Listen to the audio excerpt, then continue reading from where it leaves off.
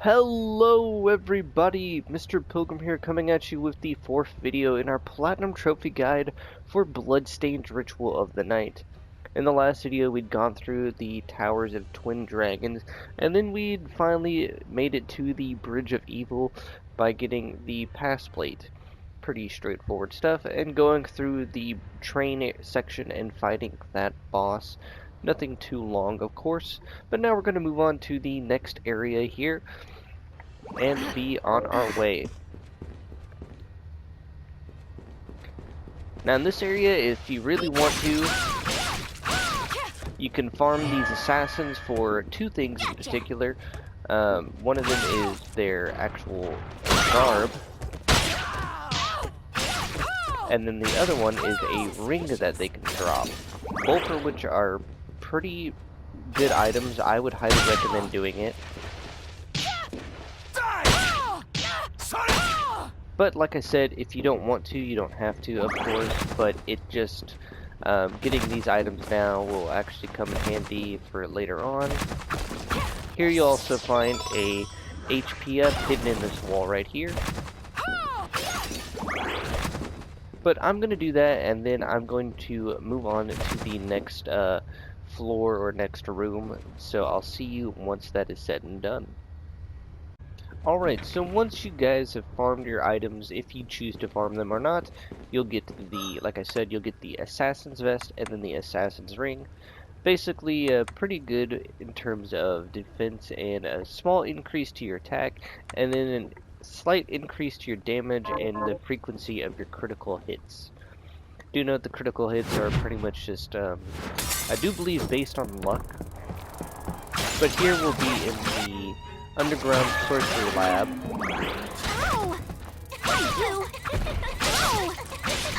As you'll see, we'll have a new batch of enemies here.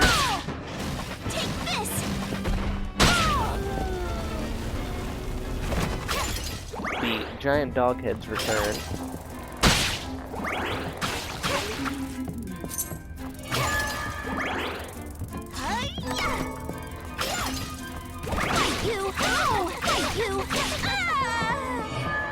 But as you'll see, most of the enemies in this area are not too hard to deal with. The enemies in this area are, luckily you won't have to actually fight them. You'll have a small cutscene, of course, and then we can be on our way into this area here. Here you'll have some more poison toads.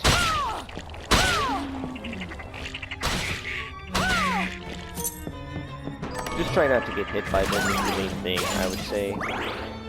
Here you'll have another journal and archive that you can interact with. And I believe right here is a save, yes.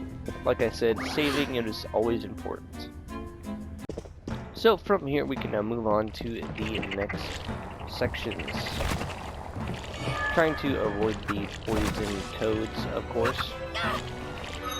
Sadly, it is not going well. We'll just jump over them, and then we will be on to the next boss. You won't even see me. He's pretty tough. He can sometimes be a bit annoying.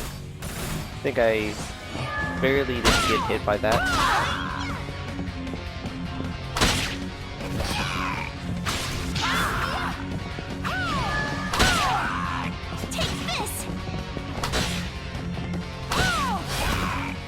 As you'll see, he likes to dash around a lot.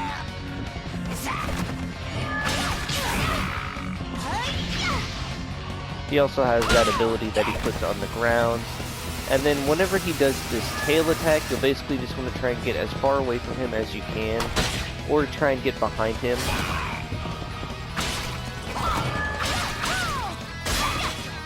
If you're too close to him, he'll also have a spike attack that he likes to do.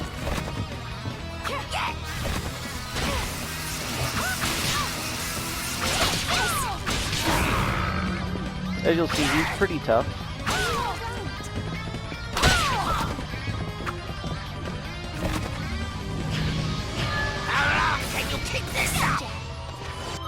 Now, if you happen to be running low, you can always use your potions or anything like that that you might have. sadly, I only have a couple of just normal potions and a high potion.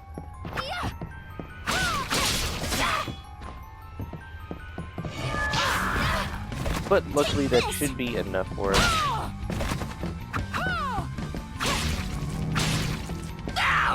Basically, whenever he does this attack, you just want to try and be right,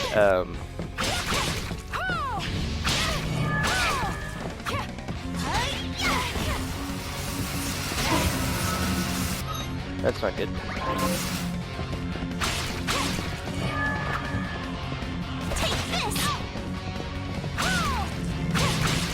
How long can you keep this up?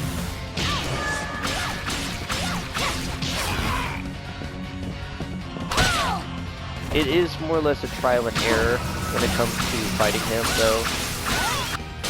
But luckily, I was able to pull it off, just barely, of course. My fight went pretty bad.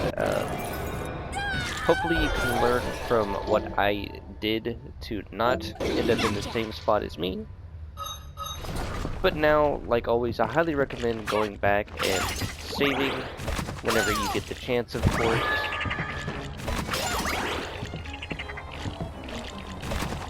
Otherwise, you'll have to redo that whole fight. So that is not fun. Or not really saving, but just, you know, resetting your HP is always nice. But now we can move on to the rest of the area, as we're not quite done here just yet.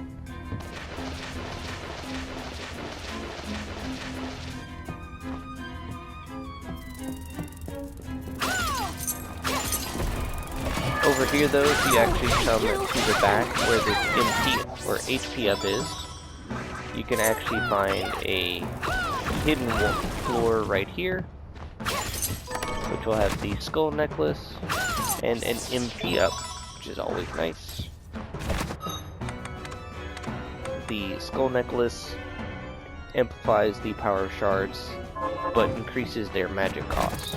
So, very hit or miss, depending on your playstyle, of course.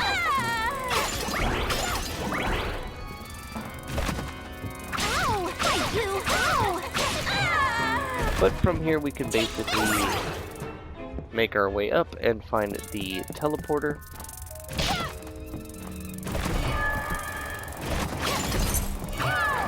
Here you'll also get to try out your new shard, the where is it? The reflector ray. I also recommend favoriting it so you know what it is. As you'll see,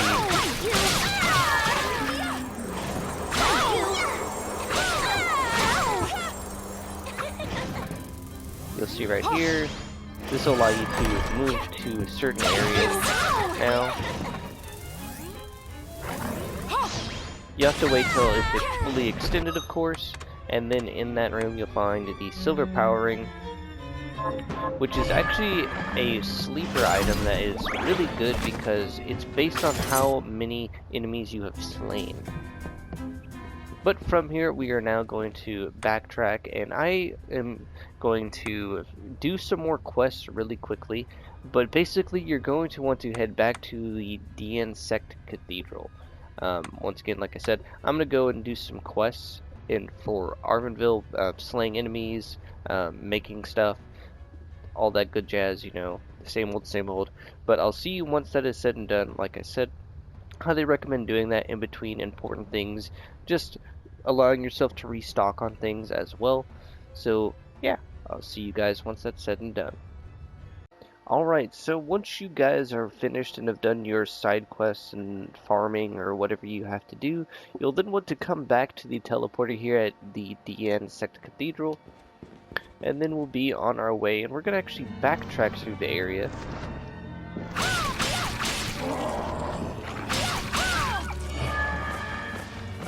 And we're going to actually reach the upper part of the cathedral now, finally.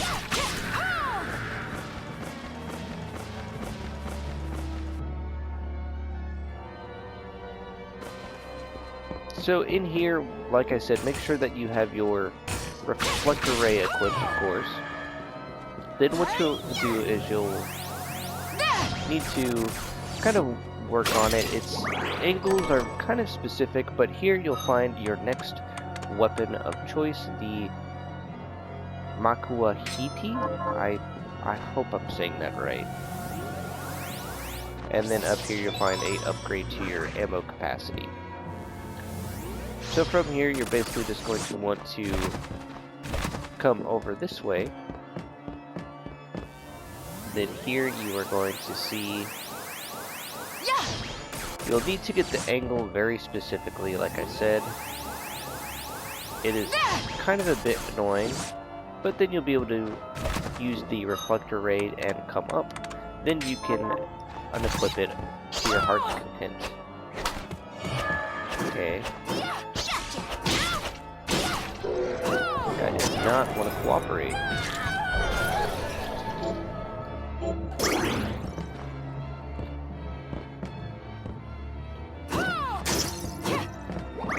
But from here we can now head on up.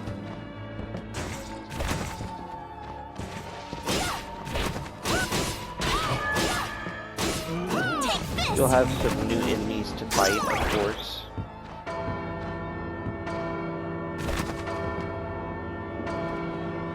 But from here we will now continue on.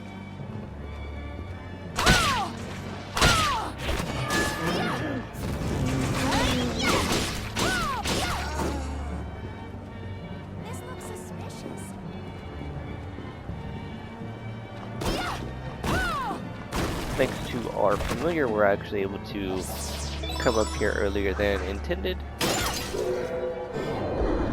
And you'll get an MP up and an HP up, which is pretty nice. And now we can continue on.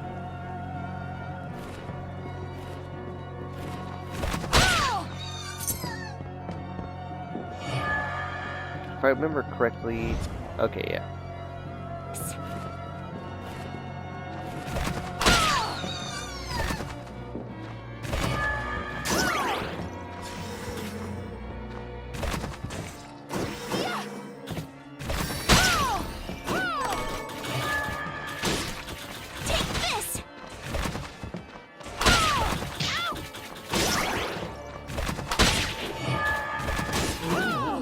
As you'll see though, with that new weapon that we have obtained, we can also come up here and get another HP up, which is pretty nice, I do say.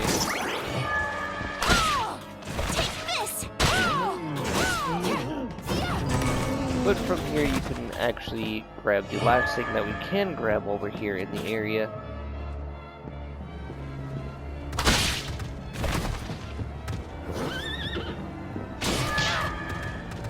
That was a little weird.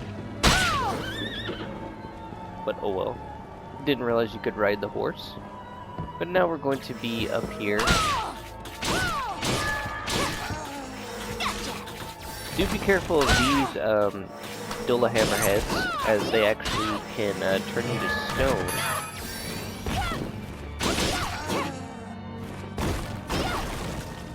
Here you can also find a secret door. And a shortcut back down below if you so choose.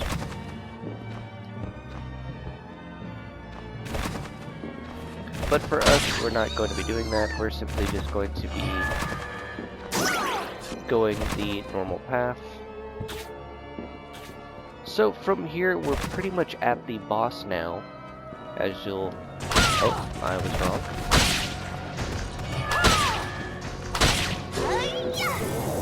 Here you should get the spear expertise. Yeah. Oh, I'm out of mana. That explains a lot.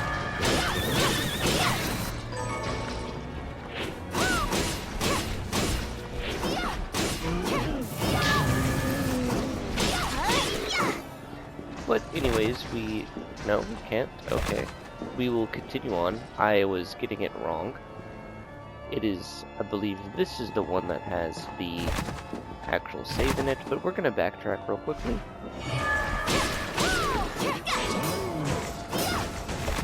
And we're going to grab the sponge cake. Any kind of healing that we can get before fighting any boss is always going to be good. But here is the next save point and another archive.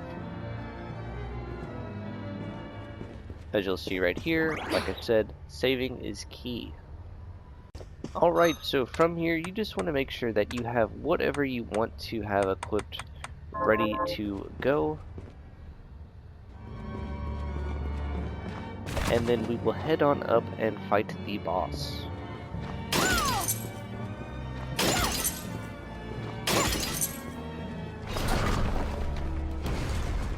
As you'll see right here, basically how to interact or how to start the boss fight is you'll come right in here and you'll hit up on the D-pad. Bloodstained.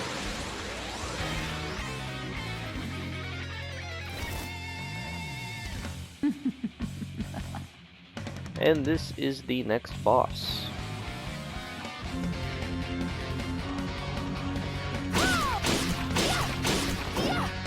Scarlet Thrust.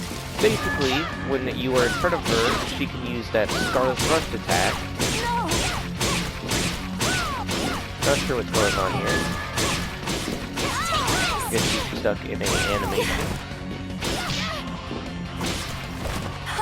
She also has that slow wide swing that she does. Scarlet Thrust.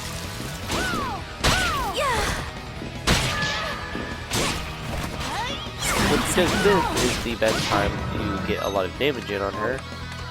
As you can see, I'm also taking a lot of damage. Scarlet Thrust.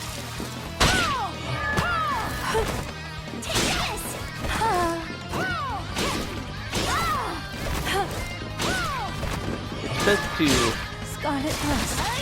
not be as close to her as possible to avoid when she does her little back step.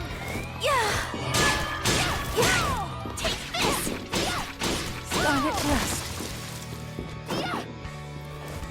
Scarlet Cycle.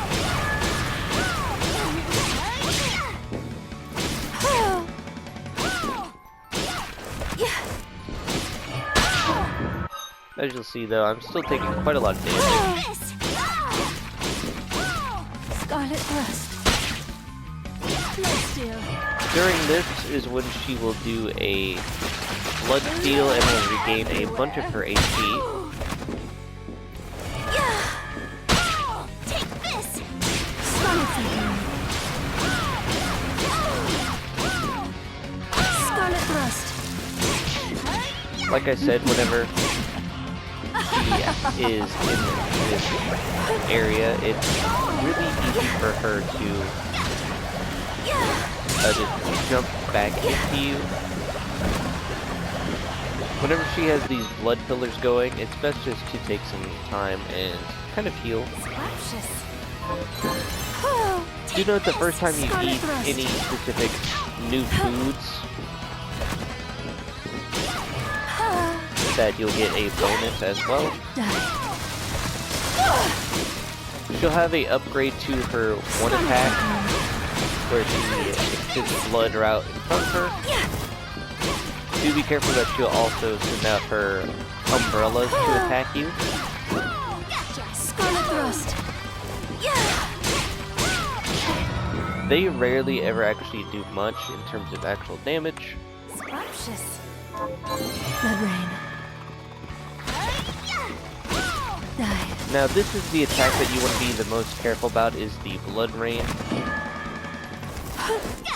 As just being on it will deal a lot of damage to you. And then of course here we have the Blood Rain as well, or the Blood Pillars specifically. These only last a certain amount of time, of course.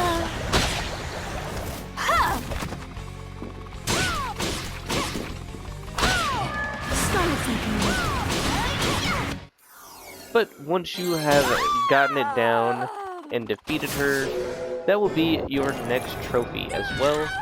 I forgot to mention that you'll get a trophy for defeating the last boss that we had fought in the underground sorcery lab.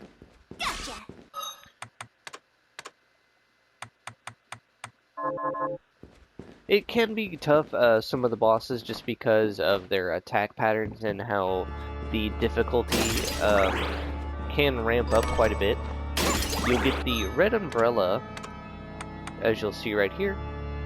A small increase to damage, but I don't think it's worth it for the one, because its attack is much slower than that. And then as well, you also now have the Bloodstained ability. I would highly recommend slapping that on and favoriting it, as it is also going to be tied to a trophy.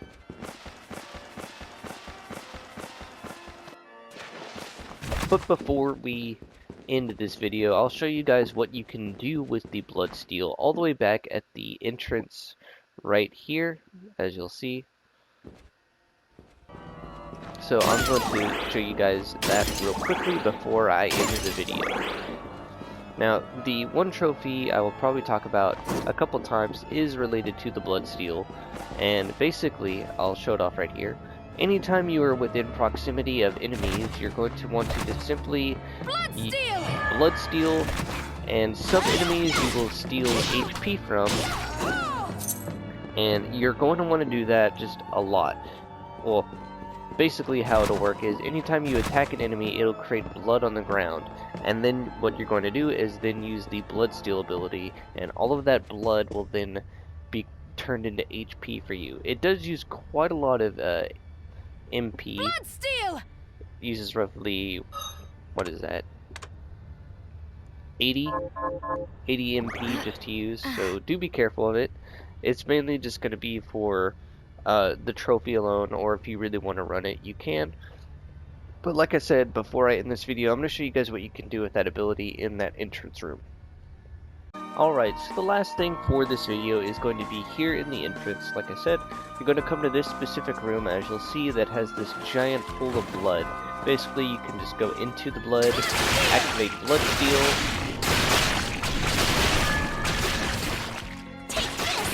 and you will gain access to a hidden area down below. Now, I'm going to wait to do this area, of course, as this will be for a much later part of the series. Probably at one or two more, but from here we have two options that we could go. Basically, both will end up at the same spot, but I highly recommend going all the way back to the XXMRPILGRIMXX library, and that is where the next video is going to start at.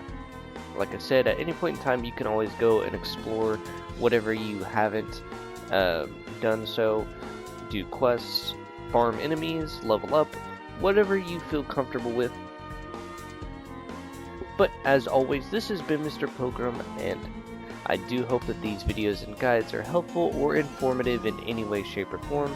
As always, I will see you all in the next video.